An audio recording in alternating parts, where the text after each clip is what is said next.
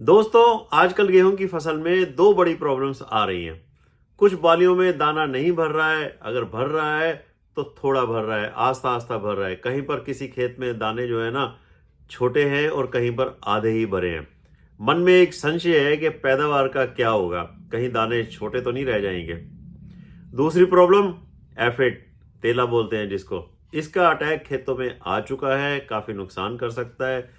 रस चूसने वाला कीट है, पत्तों पर भी आता है, बालियों पर भी आता है। इससे भी दाने छोटे हो सकते हैं। एक अच्छी बात है कि पीला रतुआ का अटैक इस साल नहीं आया है, कारण के वेस्टर्न डिस्टर्बेंस जो पश्चिमी विक्षोभ होते हैं ना, जो ज़्यादा पावरफुल नहीं है। बारिशें कम हुई हैं भारत के उत्तर भारत के मैदानी इलाकों में। ये पीले रतुए के स्पोर्स है ना, जो इन्हीं हवाओं के साथ आते हैं हमारे मैदानी एरिया में, पहाड़ों के साथ लगते हुए मैदानी एरिया में। हमारी तो यही इच्छा है कि हमारी गेहूं की फसल में बालियों में सारे दाने भरे हों, सारे दाने मोटे मोटे हों, पैदावार अच्छी हो। आज की मेरी वीडियो का मकसद भी यही है कि जो प्रॉब्लम्स परेशानियां आ रही हैं उनका निवारण कैसे हो, बेहतर तरीके से हो और कम खर्चे में हो। साथ ही साथ इस समय ऐसा क्या करें कि एक ही स्प्रे में काम हो जाए, अच्छा हो जाए, पैदावार बढ़ जाए। आपको पता है कि गेहूं में बालियां निकलने के बाद नर और मादा का मिलन होता है। इसके बाद एंथर बाहर निकल आता है जिसको हम बूर झड़ना कहते हैं। मादा पार्ट जो होता है ना, वो ओवरी अंदर ही रह जाता है और वही डेवलप होती है, जिसको हम दाना बनता हुआ भरता हुआ देखते हैं। फिर इसमें दूध भरता है, दाना मोटा होता है, पकता है, फिर हम काट लेते हैं।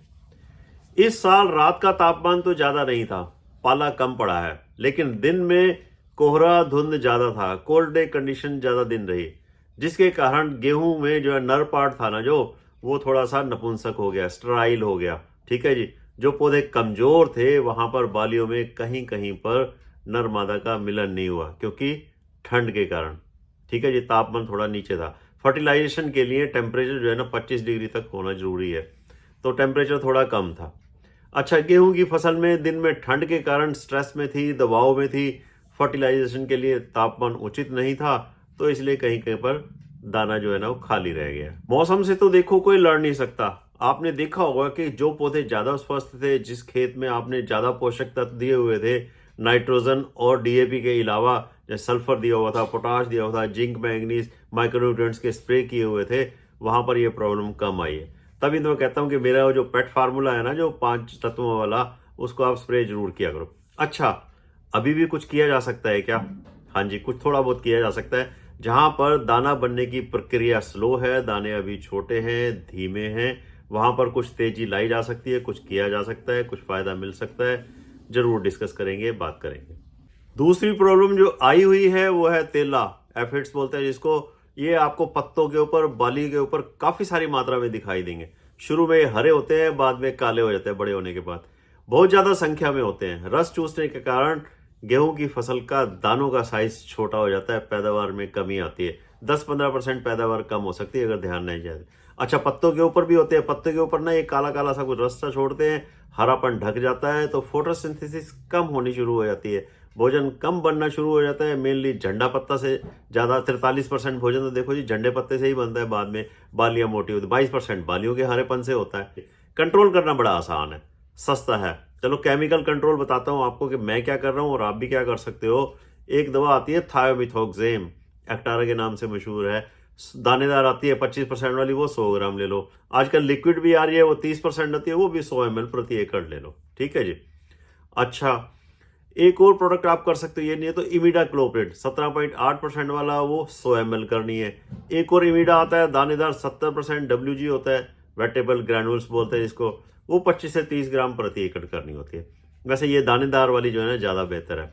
इसके अलावा आप नीम ऑयल भी कर सकते हो। एक और सस्ता तरीका बता देता हूं, जहां पर आपको संतरे या किन्नू की ज्यादा बहुत आयत है, या किसी जूस वाले से भी आप 5 किलो जो है ना ये किन्नू के छिलके ले लो, उनको रात भर 24 घंटे पानी में भिगो दो, छानकर 100 लीटर पानी में उसका स्प्रे कर दो, उससे भी तेला मर जाएगा। लेकिन मुझे तो दाने मोटे करने हैं, जल्दी भरने हैं, झंडा पत्ता बाली फसल को आखिर तक हरा भरा रखना है, ज्यादा पैदावार लेनी है। इन सब के लिए क्या कर सकते हैं, मैं क्या कर रहा हूं, चलो देखते हैं, सुनते हैं। तेले के लिए मैंने पहले बता दिया, मैं 100 ग्राम थायोमिथोक्सम कर रहा हूँ 140 से 150 लीटर पानी में। 20 लीटर वाली, 22 लीटर वाली जो है ना वो 7 टैंकियां कर रहा हूँ। साथ में लिक्विड पोटाश का प्रयोग कर रहा हूँ। आप पोटाश जो है ना HD फॉर्म में आती है या नैनो फॉर्म में आती है, वो 200 ग्राम प्रति एकड़ कर सकते हो। वो भी नहीं तो NPK 0050 जो आता है वो 1 किलो प्रति एकड़ का आप प्रयोग कर सकते हो। इससे जो है ना पोटाश से ना जो जो कार्बोहाइड्रेट पत्तों में बनते हैं वो बाली की तरफ जो ट्रांसफर होते हैं, उसमें ट्रांसपोर्ट होते हैं, उस ट्रांसपोर्ट में तेजी आती है, दाना मोटा होता है, चमकदार होता है, बीमारियों से लड़ने की शक्ति भी थोड़ी सी ज़्यादा हो जाती है।